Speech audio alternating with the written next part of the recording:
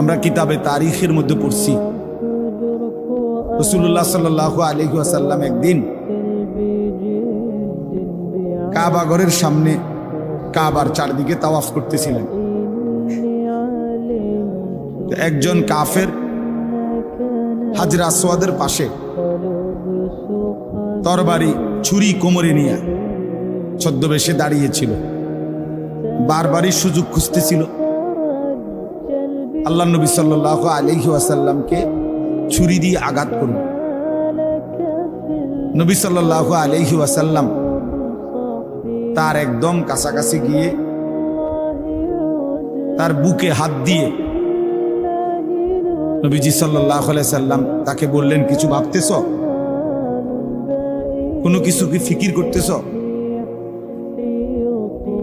এই হাত শুধু লাগছে নবীজির,